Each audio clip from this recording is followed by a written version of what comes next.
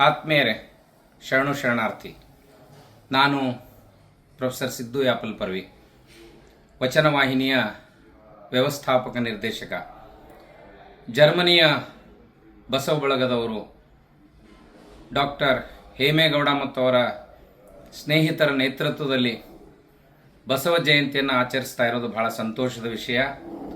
ಅವರು ನನ್ನನ್ನು ಕಾರ್ಯಕ್ರಮದಲ್ಲಿ ಅತಿಥಿಯಾಗಿ ಪಾಲ್ಗೊಳ್ಳಲು ವಿನಂತಿ ಮಾಡಿಕೊಂಡ್ರು.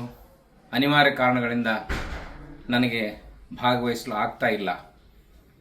ನಿಜವಾದ ಸತ್ಯಶುದ್ಧ ಕಾಯಕ ದಾಸೋಹದ ಪರಿಕಲ್ಪನೆಯನ್ನು ಅನಿವಾಸಿ ಲಿಂಗಾಯತರು ಈಡೇರಿಸ್ತಾ ಇದ್ದಾರೆ.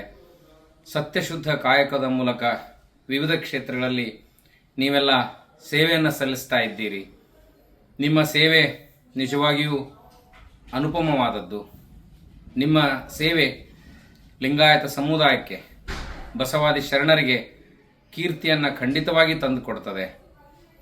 ಬಸವ ತತ್ವ ಜಗತ್ತಿನ ಮಾನ್ಯತೆಯನ್ನು ಪಡೀಲಿಕ್ಕೆ ಅದು ಆಚರಣೆ ಮತ್ತು ಅನುಸರಣೆಯಲ್ಲಿ ಅತ್ಯಂತ ಸರಳ. ಮುಖ್ಯವಾಗಿ ಕನ್ನಡದ ಶಕ್ತಿಯಾಗಿ ಹೊರಹೊಮ್ಮಿದ ವಚನಗಳ ಮೂಲಕ ಎಲ್ಲ ಅನುಭವಗಳನ್ನು ಹೇಳಿದ್ದಾರೆ. ಅವರು ಹೇಳಿದ ಸಪ್ತಶೀಲಗಳು, ನಡೆ ನುಡಿ, ಬಸವಣ್ಣ ಮತ್ತು ಶರಣರು ಉಡಗಲಿಸಿದ್ದಾರೆ,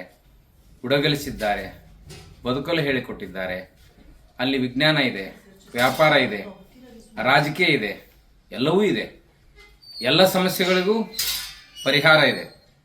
ಅಣ್ಣನವರ ಬಾರದು ಬಪ್ಪದು ತಪ್ಪದು, ನಮಗೆ ಇಂದು ಬರುವುದು ಈಗಲೇ ಬರಲಿ ಅನ್ನುವಂಥ ವೇದಘೋಷ ಇದೆಯಲ್ಲ, ಅದು ನಮ್ಮನ್ನು ಜಗತ್ತಿನಾದ್ಯಂತ ಬದುಕಿಸಲಿಕ್ಕೆ, ನಮ್ಮ ಶಕ್ತಿಯನ್ನು ಪ್ರದರ್ಶನ ಮಾಡಲಿಕ್ಕೆ ಸಾಧ್ಯ ಆಗ್ತದೆ.